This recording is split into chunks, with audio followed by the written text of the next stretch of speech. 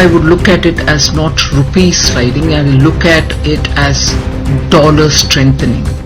बस यही वो परम ज्ञान था जिसकी अनुभूति कांग्रेस के कार्यकाल में आपको नहीं हो पाई होगी। दीदी का ये ज्ञान सुनकर गगन के उस पार बैठे देवी देवताओं ने भी प्रणाम किया होगा कि यकीनन त्रेता युग में आप होती तो पुराणों में आपका उल्लेख सबसे ज्यादा होता।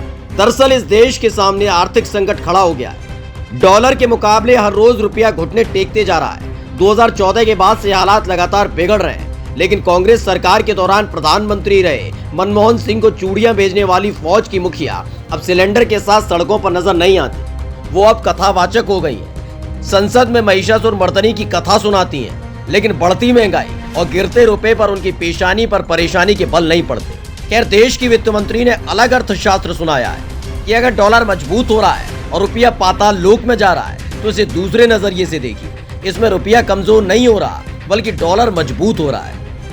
First of all, I would look at it as not rupee sliding, I will look at it as dollar strengthening.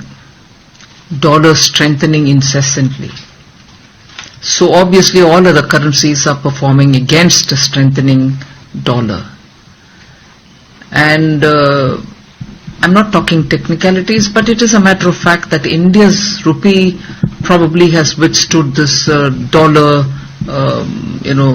rates going up, the exchange rate in favor of dollar strengthening is there, and I think Indian rupee has performed much better than many other emerging market currencies.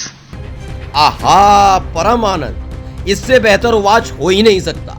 स्वर्ग में बैठे चाणक्य ने भी पीट लिया होगा मत्था कि वित्त मंत्री के नाम पर मोदी सरकार में एक दार्शनिक बिठा दिया गया है जो अपनी सरकार की नीतियों को बचाने के लिए गजब का तर्क देता है। डॉलर के मुकाबले रुपया सबसे नीचे आया, 82 रुपए का हो गया $1। वैसे देखा जाए तो ये चिंता की बात है, लेकिन मोदी सरकार में इसे चिंता नहीं कहते, इसे प्रयोग कहते। वो प्रयोग जो पिछले 8 साल में लगातार जनता पे ही किया जा रहा है। पहले नोटबंदी की और देश को लाइन में लगा दिया। जिन्होंने ये फैसला लिया वो कभी न सड़क पर दिखे न लाइन में दिखे। दाने दाने को मोहताज हुई जनता भूखे पेट बैंक से पैसा निकालने के लिए लाइन में लगी थी और बड़े वाली साहेब हजारों रुपए का मशरूम खा रहे थे।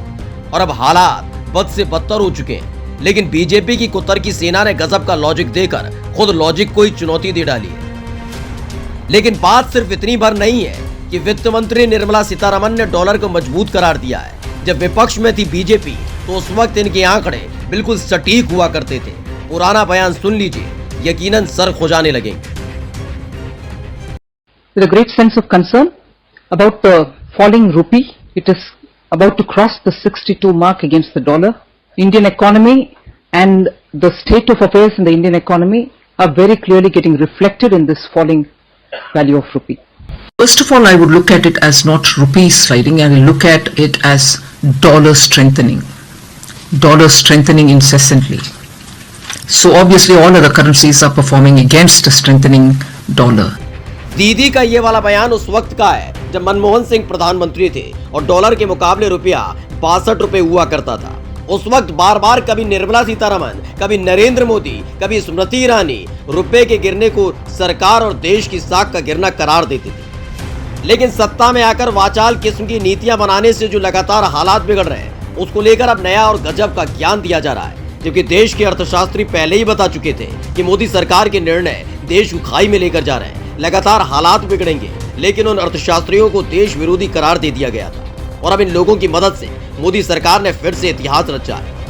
अपने कार्यकाल में पेट्रोल के दाम वहां लाकर खड़े कर दिए जहां आज तक नहीं पहुंचे थे। रुपए को जमीन खोद कर गाड़ दिया गया। लेकिन सबसे ज्यादा जरूरत इस वक्त मंदिर की है। सबसे ज्यादा दिक्कत इस वक्त मस्जिद और अजान से है, क्योंकि बात रामराज वाले देश की है और रामराज लाने के लिए उसी युग में जाना पड़ता है जिसकी पूरी तैयारी बीजेपी ने कर ली है।